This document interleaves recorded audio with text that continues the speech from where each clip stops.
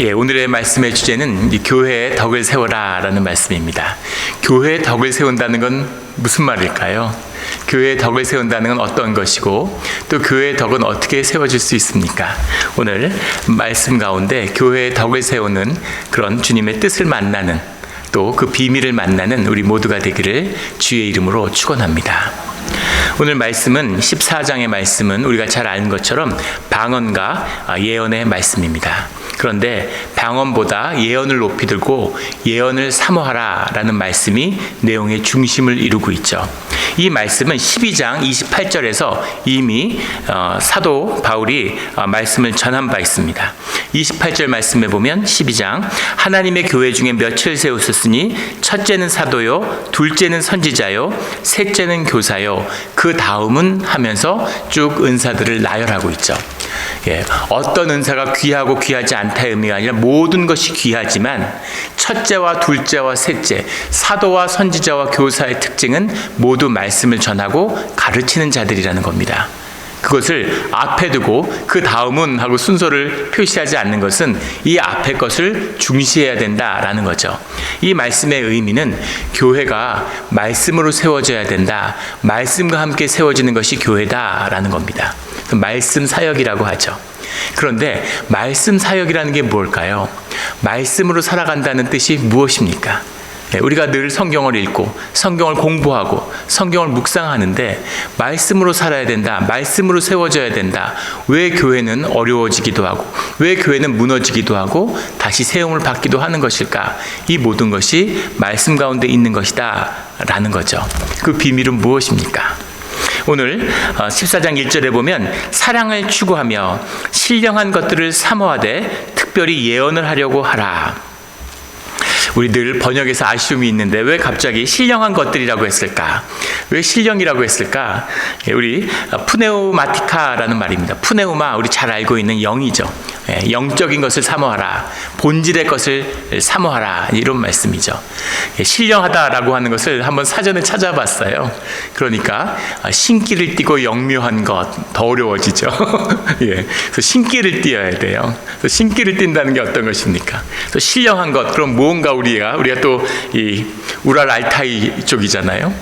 우리 한민족은 샤먼의 민족입니다. 샤먼의 계통, 대륙에서 시베리아 대륙에서 흘러온 샤먼. 지금도 그 무속이 맹위를 떨치죠. 한국에서 무속인이 그걸 제외한 다른 모든 종교인보다 더 많대요. 그만큼 이제 샤먼적인 전통이 강하기 때문에 이 신령한 것을 오해해서는 안 되는 것이죠. 그래서 뭔가 막 신기를 띠고 신묘한 무엇이 아니라 영적인 것, 주님의 함께하는 주님의 세계, 그것을 의미하는 거죠. 그런 것들을 만나려고 노력해야 된다 이런 것입니다. 그런데 그 가운데 예언을 하려고 하라. 예언이라는 것도 프로페테스라는 말에서 온 것이죠. 주님의 말씀을 선포하는 것입니다. 근데 주님의 말씀이라는 건 구원의 말씀인데 구원의 말씀을 내가 선포한다는 의미는 뭐겠어요? 컨텐츠를 전달하라는 게 아니죠. 다 알고 있잖아요. 그게 아니라 그 말씀을 적용해서 그 말씀으로 산 내가 말씀의 증인이 되어서 내 삶으로 주님의 말씀을 선포하는 자가 되어야 된다. 말씀의 증인이 되어야 된다라는 뜻입니다. 이것이 예언의 의미죠. 그래서 없는 얘기를, 미래에 올 얘기를 선포하는 게 아니라 그런 의미도 있을 수 있죠. 왜냐하면 그 말씀의 본질의 의미를 담고 있고 본질이 실제화돼서 현상 가운데 나타나는 것이 역사잖아요. 그러니까 그런 계시적인 의미가 물론 예언 가운데 담겨 있을 수 있죠. 하지만 본질이라는 것은 주님의 말씀이 내 삶을 통해서 선포되는 것이에요. 내가 증인으로 서는 것입니다. 우리 수요일날 말씀 큐티 모임을 나누는데 묵상한 말씀을 내가 받아서 나에게 주님이 주신 말씀을 서로 나누잖아요. 그것이 예언입니다. 그래서 거창하고 대단한 것이 아니라 아주 소박하지만 진실하고 강한 것이죠. 흔들릴 수 없는 이 예언이 교회를 세운다라는 말씀이에요. 우리 예언으로 말씀으로 교회를 세우는 우리 모두가 되기를 주의 이름으로 축원합니다. 그런데 3절에 보면 예언하는 자는 사람에게 말하여 덕을 세우며 권면하며 위로하는 것이요. 예언하는 사람은 사람에게 덕을 세우며 덕을 세운다라고 되어 있는데 우리 한국 사람들, 우리 한국에서 처음으로 역사에서 번역된 것이 천주실이죠. 성경을 번역한 게 천주실인데 유교적인 덕목, 우리가 유교를 학습하고 유교적인 문화 위에 있기 때문에 유교적인 개념으로 모든 성경의 개념들을 풀었습니다. 그렇게 받을 수밖에 없었죠. 그러다 보니까 오해가 쉽사리 일어나요. 덕을 세우며 라고 했는데 덕을 세우는 게 아니라 덕을 위하여, 권면을 위하여, 위로를 위하여, 이게 정확한 해석입니다. 덕이라는 것이 뭘까? 우리 사회에서 우리의 언어적인 감각에서는 덕을 세운다는 건 뭔가 윤리적인 가치를 세우는, 윤리적인 의미를 세우는 그런 뉘앙스가 들어있죠. 그런데 성경에서 오이코도멘, 오이코스와 도마라는 말이 붙어 있는 건데 오이코스도 집을 세운다는 거고 도마도 집을 세운다는 이야기입니다. 하우스 빌드죠. 그럼 집이 뭐냐? 교회잖아요. 그래서 교회를 세운다라는 말이에요. 그래서 덕을 세우는 것이 아니라 덕이다, 덕을 세워야 된다, 교회의 덕이 된다, 이런 말은 교회를 세우는 것이다, 교회의 공동체를 공고히 하는 것이다 라는 의미가 이 덕을 세운다라는 의미입니다. 권면한다라는 말은 파라클레인 뭐 이런 말인데 파라와 칼레오라는 말이 붙은 거예요. 파라도 부른다는 말이고 칼레오도 부른다는 얘기입니다. 그래서 무슨 말이냐면 그 사람의 소명을 분명히 하는 거예요. 그 사람의 부르심을 세워주는 거죠. 너는 사람이 참 따뜻하고 사람을 품어주는 은사가 있더라. 그런 은사가 너에게 참 아름다워. 이런 이야기들을 해주는 것. 그 사람의 부르심의 소명. 너는 가르치는 인사가 있어서 아이들을 가르치는데 참 부르심이 있는 것 같아 라는 것을 공동체 가운데 일깨워주는 것. 이것이 권면, 파라칼레오인 것이죠. 위로라는 말은 무테마이라는 말인데 파라라는 것, 파라가 부르심이고 무테마이라는 말이 컴포트라는 말입니다. 위로를 해주는, 불러서 위로한다는 말도 있지만 용기를 북돋아주는, 시련 가운데, 시험 가운데 위축되지 않도록 계속해서 용기를 북돋아주는 것, 이것이 여기 나눈 위로의 참된 뜻이에요.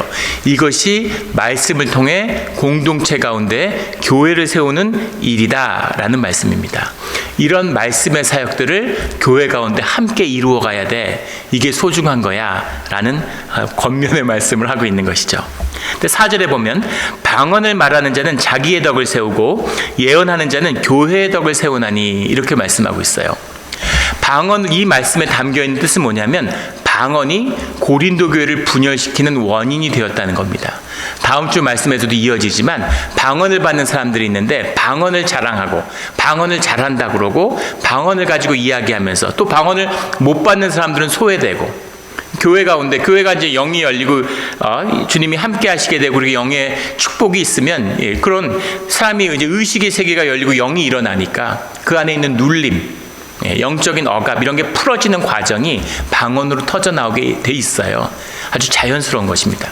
이것도 구별해서 봐야 되는데, 내가 50대 남자인데 방언이 열렸다라고 하면 굉장히 복된 것입니다. 아주 단단한 소뚜껑처럼 나를 누르고 있던 의식의 세계가 열려서 내 영이 열리기 시작했다, 이런 의미가 있는 거예요. 내가 눈물로 방언의 기도를 한다, 나의 억눌림이 풀어진다, 이런 의미가 들어있습니다. 귀한 것이죠. 그런데 중고등학생들을 데리고 수련회를 가면 3분의 2가 방언을 받아요. 그냥 다 방언을 받습니다. 영적 이어사가 아니라 아직 의식의 힘이 약하기 때문이에요. 우리의 무의식을 영의 의식이 누르고 있는 것인데 그게 너무 약하기 때문에 쉽게 열리는 겁니다. 그래서 중고등학생들은 방언기도 이런 거 시키면 안 돼요. 중고등학교 잘할 때는 음악을 통해서 영을 여는 법을 배워야 됩니다. 주님을 찬양하고 악기를 연주하고 이런 것으로 영을 부드럽게 하는 그런 훈련이 돼야 되는 시기죠. 교인 중에 그런 고백을 하는 분을 들은 적이 있어요. 아이들, 우리 한국 분들 다 그렇죠. 우리 이민자들 아예 음악 죽어라고 시켰는데 바이올린 무슨 첼로, 피아노 열심히 시켰는데 왜 시켰는지 모르겠다고, 대학 가는데도 별 도움 안 되고 난 지금 음악 할 일도 없는데, 천만의 말씀이죠. 악기를 다루고 평생 음악을 할 수 있다는 건 음악이 영입니다. 내 영을 일생 가운데 풀어낼 수 있다는 거예요. 그 영이 막히지 않게. 그런 큰 축복이고 부모가 줄 수 있는 정말 큰 선물입니다. 음악을 가르쳐야 되는 거죠. 그래서 음악의 축복이 있어요. 그런데 여기 나오는 이 교회에서 영이 터져 나온 사람들, 대부분 노예였거나 여성으로서 많은 차별과 억눌림 속에 살아온 사람들이 그 영이 터져 나오는 거죠. 방언을 하는데 그 방언을 통해서 교회가 오히려 분열됐다는 겁니다.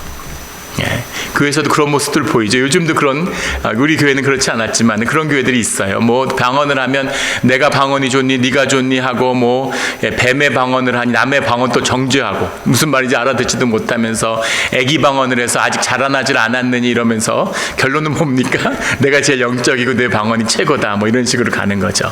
그런 것으로 방언으로 교회를 어지럽혀서는 안 돼. 예언을 하고 말씀을 나눠, 그 얘기입니다. 방언을 말하는 자는 자기의 덕을 세우고, 자기의 덕을 세우는 게 뭐예요? 너를 드러내는 건 공동체를 깨는 거야. 그것은 주님의 은사가 쓰임받는 게 아니야, 이 말씀인 거죠. 그래서 교회의 덕을 세워야 된다, 이 말씀입니다. 6절에 그런즉 형제들아 내가 너희에게 나아가 방언으로 말하고 계시나 지식이나 예언이나 가르치는 것을 말하지 아니하면 너희에게 무슨 유익이 있겠느냐. 계시라는 것도 아포클토라는 거죠. 언커버링, 뚜껑을 열었다, 이런 얘기입니다. 숨겨져 있는 본질의 이야기를 나눈다, 이런 얘기죠. 지식이라는 건 뭐 우리 수없이 나눈 그노세이, 기노스코, 주님의 영적인 지혜, 보이지 않는 것을 아는 지혜, 이런 것이죠. 가르치는 것이라는 것은 뭐 디다케, 그 사도의 이야기, 가르치는 이야기, 성경의 말씀을 가르치는 것, 이런 걸로 너희와 함께하지 않았느냐라는 거죠. 내가 방언으로 얘기하고 방언으로 기도했으면 무슨 공동체의 유익이 있었겠느냐라는 겁니다. 그래서 12절에 가면 그러므로 너희도 영적인 것을 사모하는 자인즉 교회의 덕을 세우기 위하여 그것에 풍성하기를 구하라. 방언을 하는데, 방언을 한다면 그것이 주님과 교통하는 것고 주님과 함께하는 것이라면 통역자를 세워서 그 뜻을 나누는 그런 것이 있어야 그 풍성한 그 통역하는 은사를 함께 구해라, 이런 말씀입니다. 그런 은사도 나타나죠. 방언을 하고 또 방언을 풀어서 예언으로 세우는 이제 그런 은사들도 교회에서 만나게 되죠. 14절에 내가 만일 방언으로 기도하면 나의 영이 기도하거니와 나의 마음은 열매를 맺지 못하리라. 마음이라고 하는 것, 영은 뭐 푸네우마, 마음이라고 하는 것은 노우스라는 말인데, 마음은 우리 전통적인 우리 동양식 개념으로는 마음이 맞죠. 근데 이제 영어 성경에 보면 뭐 reason, mind 이렇게 해석하는데 reason보다는 mind가 맞겠죠. 우리의 의식, 우리의 정신세계 전체로서는 열매를 맺지 못한다, 이런 얘기입니다. 우리의 무의식은 우리의 심령 가운데서는 자라나게 되지만 방언 기도를 하면 심령이 강해지죠. 영적인 힘이 생겨요. 파워가 있습니다. 그리고 파워에 또 맛을 들리면 막 방언을 하는 거죠. 근데 방언을 받았는데 계룡산 같은 데서 암굴파고서 방언 기도하면 그러면 이단 교주 되는 겁니다. 그러면 마귀가 찾아와요. 공동체 가운데, 예배 가운데, 주님의 은혜 가운데 그 방언이 풍성하여지는 그런 복을 누려야 된다, 이런 권면을 하고 있는 거죠. 이런 은혜가 우리와 함께하는 풍성한 성령의 은사가 나타나는 우리 몬트레 영락교회가 되기를 주의 이름으로 축원합니다. 15절에 그러면 또 어떻게 할까? 내가 영으로 기도하고 또 마음으로 기도하며 내가 영으로 찬송하고 또 마음으로 찬송하리라. 방언 기도를 하지 말란 얘기가 아니에요. 방언으로 기도하는데 공적인 자리, 교회를 세우는 예언에 충실하고 또 개인적으로 집에 가서 제일 좋은 건 운전할 때 방언 기도하면 좋습니다. 누가 뭐라 그러나요? 누가 보나요? 이 찬양 틀어놓고, 크게 틀어놓고 혼자서 열심히 방언하면서 기도하면 운전하다가 은혜가 임하고 부흥회하는 것처럼 그런 복된 시간이 될 수 있죠. 그렇게 기도하라는 겁니다. 17절에 너는 감사를 잘하였으나 그러나 다른 사람은 덕세움을 받지 못하리라. 감사라는 게 유카리스토스라는 말이죠. 유라는 게 우리 영어의 유진처럼 좋다, 이런 말이고, 이 유라는 말과 유카리스트, 카리토스라고 하는, 카리조마이라고 하는 말이 감사하다, 좋은 뜻을 내다, show favor 이런 말인데, 이 말이 유카리스트라면은 우리가 무슨 말이에요? 교회 성찬을 유카리스트라고 하죠. 유카리스토스. 이 성찬을 받았다. 감사를 잘하였네. 근데 성찬을 잘하였으나 이 의미예요. 성찬의 의미가 뭡니까? 주님과의 교제죠. 너희가 방언을 하면 주님과 교제를 한 거야. 주님과 교제를 한 건 좋은 것이죠. 그런데 주님과 교제를 잘 했는데 그것이 사람들, 공동체의 덕을 세우는, 공동체가 교회를 이루는 그런 것에 유익이 되지는 못하잖아, 이 얘기죠. 그래서 방언기도 열심히 해. 하지만 교회에서는 서로 말씀으로 서로를 세우는 것이다. 이 질서를 분명히 해라 라는 겁니다. 우리 이 질서를 분명히 해야 되겠죠. 24절에 가면 그러나 다 예언을 하면 믿지 아니하는 자들이 알지 못하는 자들이 들어와서 모든 사람에게 책망을 들이며 모든 사람에게 판단을 받고, 책망을 들이며 판단을 받고 이렇게 됐는데 교회에 들어와서 책망을 들이면 안 되겠죠. 엘렌케타이라는 말인데 익스포즈에 드러낸다는 말입니다. 이게 무슨 말이냐면 뒤에 나오는 판단이라는 것도 아나크리노라는 말인데 다시 한번 드러낸다는 얘기죠. 공동체와 교회에서 삶을 섞으면 자신이 드러나게 돼 있어요. 내가 혼자 집에서 성경 읽고 묵상하면 세상에 나 같은 크리스찬은 없습니다. 어떻게 이렇게 온유하고 말씀에 순수하고 기도하고 어떻게 이렇게 아름다운 크리스찬이 있을 수 있을까? 주님은 나만 사랑하시나 보다. 그런데 그것이 교회의 공동체 가운데 함께 한번 친교 식사를 준비해 보십시오. 어제도 우리 친교 식사 준비하느라고 열심히 재료 같은 걸 같이 다듬는데 같이 일을 해보면 내가 누군지 알 수 있어요. 금방 짜증나고 저 사람은 왜 저러지? 판단하고 정지하게 되고. 우리 수도원 삶을 제가 잠깐 했는데 한 6개월 그때 같이 밭을 매보면 밭일을 해보면 내가 누군지 금방 알 수 있습니다. 나는 좀 도와주고 싶어. 나는 사람들의 일을 좀 품어주고 싶어. 근데 떼약볕에 한 2시간 있으면 짜증이 막 올라와요. 자기 할 일 제대로 다 해야지. 짐이 되는 사람 보면 막 미워. 나한테 부담을 주니까, 날 힘들게 하니까. 이게 나구나. 이게 혈육의 나구나. 좁쌀 같은 나구나 하는 내 자신을 만나게 되는 겁니다. 그런 좁쌀 같은 인간들이 모여서 서로 정죄하고 미워하는 게 우리 혈육의 삶인데, 주님의 성령이 함께하는 교회로 세우심을 받음으로 주님이 함께하기 때문에 은혜가 되고 덕이 되고 서로를 세워주고 용기를 북돋아주는 그런 아름다운 가족이 될 수 있다, 이 말씀인 거죠. 이것이 말씀의 참된 의미다. 이때는 영주주의 공격이 아주 심할 때입니다. 영주주의자들은 성령의 지식, 영적인 지식을 추구하는 자들이에요. 그리스의 전통이죠. 그러니까 뭔가를 막 알아내고 깊이 있는 거, 기도를 해서 뭔가를 체험하고 이런 것으로 자기를 높이고 그런 걸 사람들에게 떠벌리는 거예요. 그런 것이 교회를 어렵게 만드는 겁니다. 그런 게 아니야. 그런 게 아니야. 작은 자리에서 봉사하고 잡초 뽑고 청소하고 힘든 사람들 용기를 북돋아주고 아픈 사람에게 뭔가 음식이라도 하나에서 나누는 그런 마음으로 교회가 세워지는 거다, 이런 말씀인 거죠. 이런 아름다운 교회가 되기를, 말씀의 교회가 되기를 주의 이름으로 축원합니다. 말씀을 받고 말씀으로 살아간다는 데에는 사실은 더 깊은 의미가 있습니다. 그 깊은 의미를 다 알 수도 없고 나눌 수도 없겠죠. 근데 우리가 한 가지 만나게 되는 것은 우리가 삶 가운데 매일 말씀을 받는다는 것, 말씀을 받는다는 것이 우리가 우리의 삶을 인식하는 데 있어서, 우리의 삶을 살아가는 데 있어서 어떤 의미가 있느냐 하는 한 측면을 오늘 나누려고 해요. 현대 인지 과학자들에 의하면 흔히 뇌를 3단계로 나누어서 이야기하죠. 그래서 파충류의 뇌와 포유류의 뇌와 인간의 뇌가 있다, 이렇게 얘기합니다. 직관적이고 아주 그런 무의식적인 측면과 또 우리 정서적이고 감정적인 심리적인 측면과 또 우리가 사고하고 추론하는 논리적인 그런 인간의 뇌, 이성의 뇌, 세 가지의 층을 갖고 있다, 이렇게 이야기하죠. 그 세 가지의 우리가 인간의 구성이 그렇게 되어 있는데, 중요한 것은 뭐냐면 우리가 살아가는 데 있어서 우리가 삶을 결정하는 본질은 우리의 직관적인 무의식적인 깨달음에서 나와야 된다는 거예요. 무슨 얘기냐면 고대의 원시인들을 한번 생각해 보세요. 돌도끼를 들고 사냥을 나갔는데 뭔가 들판의 갈대숲에서 바람이 슉 부는데 뭐가 있는 것 같은 겁니다. 그러면 무의식이 나한테 이야기하죠. 야, 뛰어, 이렇게 얘기하는 거예요. 뛰어. 사람은 무의식으로 움직입니다. 뛰어 이러면 그냥 뛰어야 돼요. 막 뛰어서 도망가는 거예요.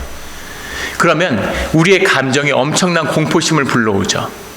그 숲에 가면 그런 소리를 들으면 두려움을 느껴서 나에게 경계함을 주는 겁니다. 그래서 나의 무의식의 결단에 대한 확신을 더해주는 것. 너 잘 생각했어. 진짜 위험한 상황이었어. 이것이 우리의 정서가 하는 일이죠. 그리고 동굴에 와서 한숨을 돌리고 이렇게 앉아있으면 그때 생각이 작동하는 거예요. 야, 내 마음에 여러 가지 마음이 들죠. 난 겁쟁이인가? 사실 토끼일 수도 있는데 확인도 안 해보고 도망갔는데, 곰이 아니라 토끼였으면 토끼를 잡았어야 되는 거 아니야? 그럼 후회가 밀려오면 우리의 생각이 나에게 위로를 해주죠. 아니야. 야, 곰이었으면 어떡할 뻔했어. 만에 하나 곰이면 너 죽는 거야. 도망간 게 잘한 거야. 그리고 아무리 생각해봐도 그건 곰이었어. 이렇게 얘기해 주는 겁니다. 그게 생각의 역할이에요. 그런데 현대인의 문제는 무엇이냐면 생각으로 산다는 겁니다. 우리가 이성의 세계가 되고 생각을 자꾸 고취시키고 언어를 습득하면서 생각을 중심으로 살게 만들어요. 생각을 하는데 문제는 생각은 엄청난 에너지를 쓴다는 거예요. 그래서 생각을 계속 하는데 생각을 아무리 하고 싶어 하는 게 맞아. 근데 못하는 겁니다. 생각은 우리를 움직이지 못해요. 그런 기능이 아닙니다.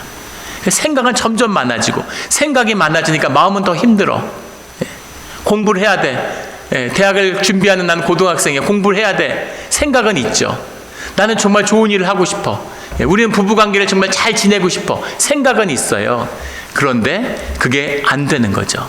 왜냐하면 생각으로 되는 일은 아무것도 없기 때문입니다. 선을 보러 나갔는데 선을 보러 나가면 그 사람하고 잘 될지 안 될지를 1분 안에 알 수 있다고 그래요. 보면 딱 안다는 겁니다. 그런데 결정을 못해요. 몇 번을 만나도 결정을 못합니다. 왜냐하면 생각하기 때문이죠. 생각이 많아서 나는 이미 알고 있는데 수많은 그 뇌과학 실험 같은 걸 통해서 입증되고 있는 거죠.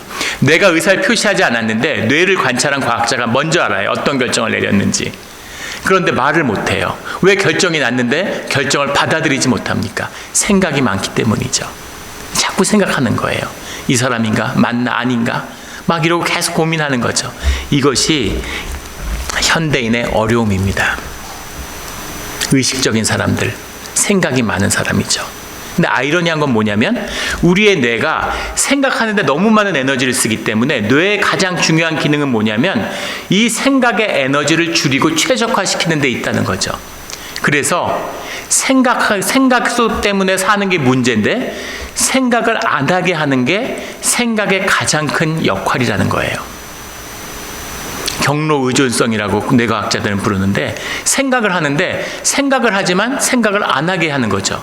매달 하던 생각, 다른 삶의 환경에 노출시키지 않아서 하던 대로 오토파일럿으로 살게 만드는 것이 생각의 가장 중요한 역할이라는 겁니다. 하던 대로 해요. 먹던 거 먹고 가던 길 가고 살던 대로 살고 운전하던 대로 운전하고.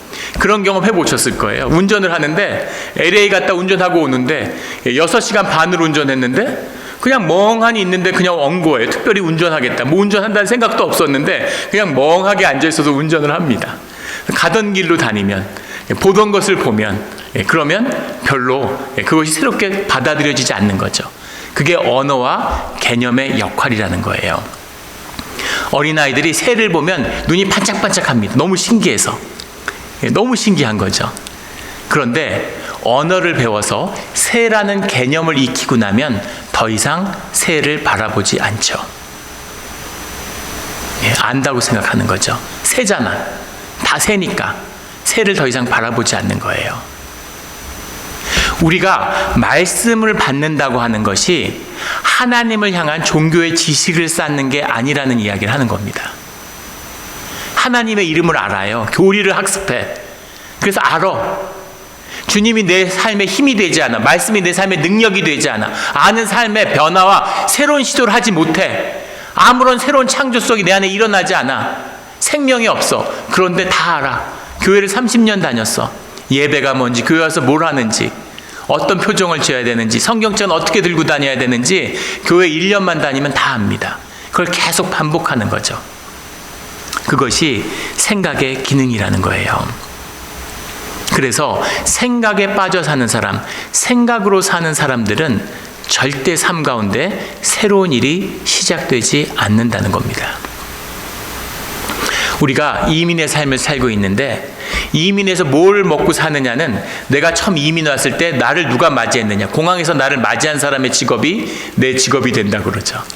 세탁소 하는 사람을 만나면 세탁소 일을 하는 게 되는 거고, 뭐 네일샵을 하는 사람을 만나면 네일샵을 하게 되는 거고, 네일샵이 베트남 사람들에게 밀려서 다 잃어가고 있는데 기반을, 그래도 그걸 접지 못해요.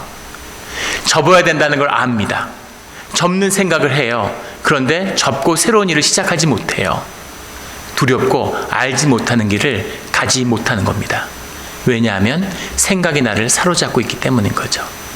생각을 하면 괴롭고, 생각하고 고민하다가 힘들어서 다음에 또 생각하지 이러고 넘어가는 거죠.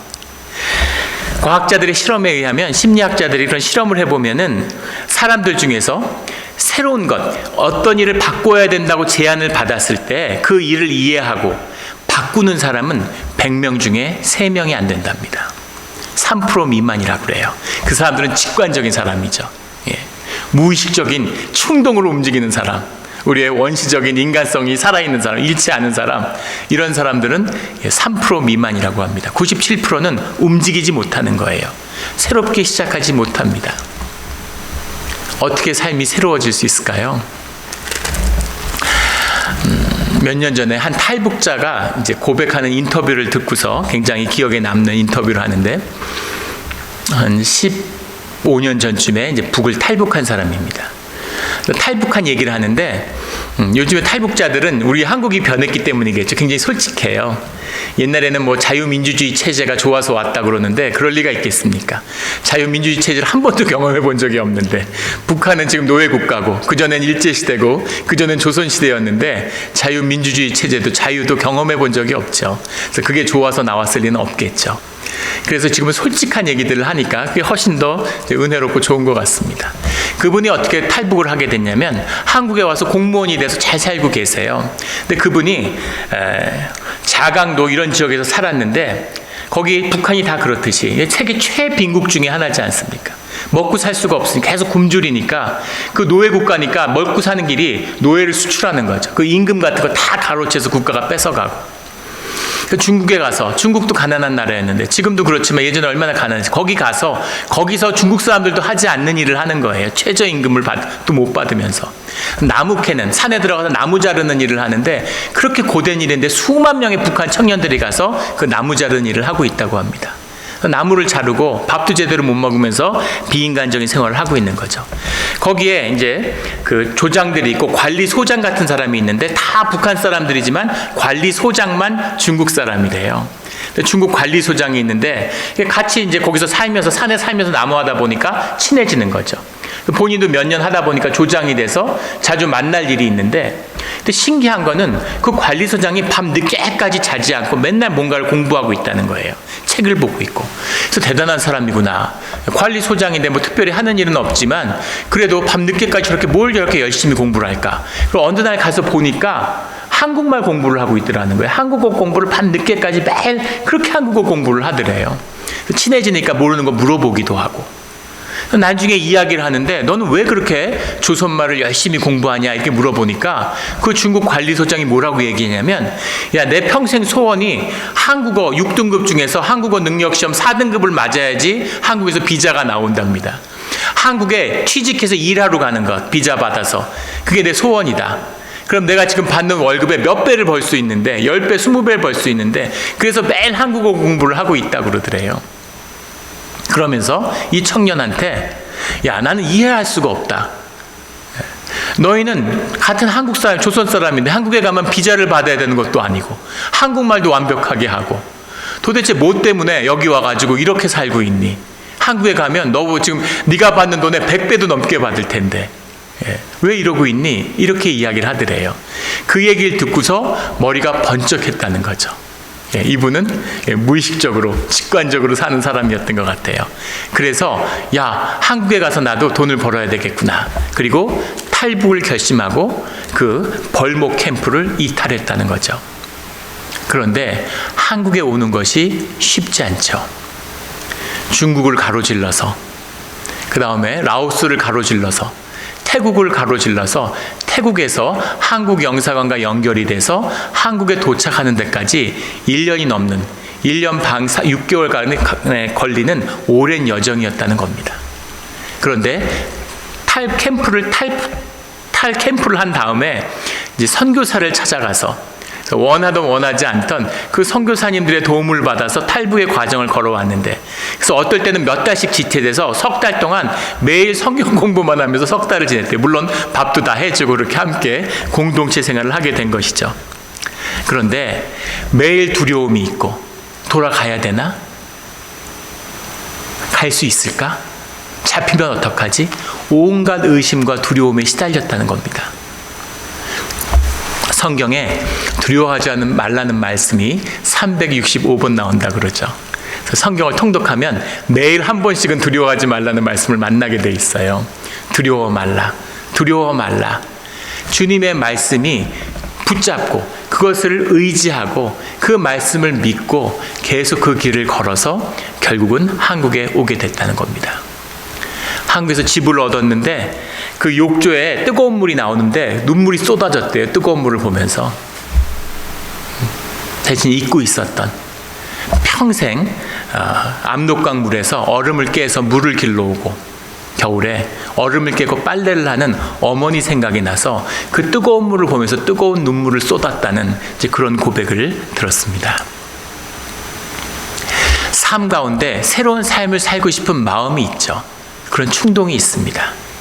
그런데 내 삶에서 새로워질 수 있는, 내 삶이 통합되고 내 삶의 무의식과 나의 감정과 그의 계시적인 나의 지식과 이 모든 걸 통합하고 내 삶에 새로운 힘을 주는, 나를 위로하고 나를 인격적으로 대우하고 나에게 용기를 불어넣어주고 나와 교제하며 나를 새 삶으로 이끌어주는 그 길이 주님이 주시는 말씀입니다. 말씀을 묵상하고 말씀으로 내 삶을 바라보고 말씀을 통해서 내 삶을 살아가는 길을 열지 못하는 사람은 삶 가운데 절대 반전을 만들지 못해요. 그냥 그런 삶을 사는 겁니다. 내가 30년 동안 이렇게 살았기 때문에, 내가 이런 부모를 만났기 때문에, 내가 이런 공부를 했기 때문에, 내가 이런 경험을 쌓았기 때문에 그냥 이렇게 사는 거예요. 거기서 꼼짝도 할 수 없습니다.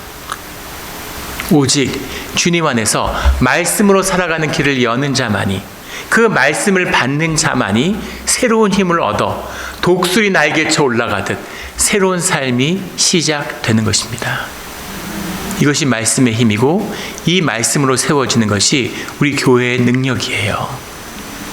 이 말씀을 만나는 내 삶과 우리의 환경과 내 자식들의 가는 길과 우리의 조건과 우리의 모든 삶의 아픔과 과거의 기억들을 바꿀 수 있는 그 반전의 능력이 되시는 말씀을 만나고 사는 그런 우리 모두가 되기를 예수 그리스도 이름으로 축원합니다. 아멘.